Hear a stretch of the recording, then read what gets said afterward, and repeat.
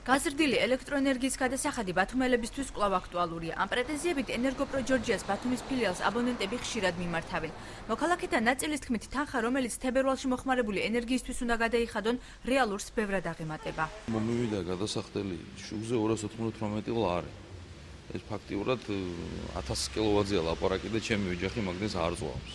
უბრალოდ მაინტერესებს მოვედი გასარკვევად რატომ, რისთვის და რანაირად. კონკრეტული პასუხი ჯერ ვერ მივიღე, იმიტომ რომ რიგში ვდგავარ, იმიტომ ჩემს გარდა კიდე არიან მოქალაქეები, ვისაც აქვს ანალოგიური პრობლემები. ფაქტიურად ვიხდი მაქსიმალურად 50 ლარს, 50 ლარი 60 ლარი. მე ვთქვი რომ ეკონომიკა გავაკეთე, ვაფშე აჩავთით, ვაფშე და 35 მანათი შოჩიქსია, აქ სახში მევიდა კვიტარი 98 მანათი. ენერგოკომპანიის დასავლეთ საქართველოს რეგიონალური ფილიალის ხელმძღვანელმა მომხმარებლებისათვის დღეს სპეციალური განმარტება გააკეთა. მისი თქმით, მრიცხველიდან მონაცემის აღება 30 კალენდარულ დღეში ხდება იმის მიუხედავად, რა რიცხვით მთავრდება თვე, რაც საბოლოო ჯამში მოხმარებული ენერგიის საფასურზე მოქმედებს. პირველი თებერვალიდან 1 მარტამდე აბონენტმა მოიხმარა 97 კილოვატი, რაც შეადგენს 28 კალენდარულ დღეს. 97 კილოვატი იყოფა 28 დღეზე და გამოდის დღიური მოხმარება 3.46 კილოვატი. აღნიშნული 3.46 კილოვატი მრავლდება 30-ზე, ვინაიდან როგორც თავიდან აღნიშნე 30 კალენდარულ დღეზე ანგარიშდება და გამოდის 103.92 კილოვატი, რაც იმას ნიშნავს, რომ მისი მოხმარებული ელექტროენერგია მრავლდება 12.98-ზე, რომელიც არის მეორე სტეპი. ამავე მეთოდით ანგარიშება იმ 6 თვის გადასახადი, რომლებიც 31 რიცხვით მთავრდება. ამბობენ, რომ წლის ამ თვეებში კომპანია ზარალდება. მეორე მაგალითი არის მოყვანილი აბონენტმა, რომელმაც მოიხმარა 1 მარტიდან 1 აპრილამდე და მაგალითს ავიღოთ, მან მოიხმარა 103 კილოვატი. ეს 103 კილოვატი იყოფა 31 დღეზე, ვინაიდან მარტში არის 31 დღე და გამოდის 3.32 კილოვატი.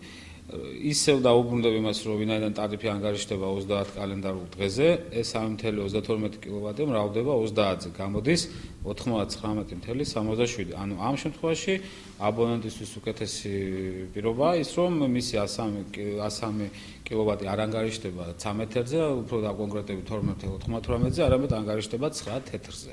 იმ შემთხვევაში თუ კი განმარტება აბონენტს არ დააკმაყოფილებს და აღნიშნული მეთოდით დაანგარიშების შემთხვევაშიც ამონაწერს მოხმარებულ ენერგიასთან შევსაბამოდ ჩათვლის ირაკლი ვახტანგიძე მათ ურჩევს განცხადებით კომპანიის რეგიონალურ ფილიალს მიაკითხონ. ნებისმიერ აბონენტს შეუძლია დაწეროს განცხადება, მიმართოს ადგილობრივ მომსახურების წესს, ასევე შეუძლია მომართოს ფილიალს, მიუთითოს მიზეზი, რის გამოც სურს მრიცხველი შემოწმება და ასე ვთქვათ ახსნას თუ რატო არ ეთანხმება კონკრეტულად მოხმარებულ ელექტროენერგიის დარიცხვას.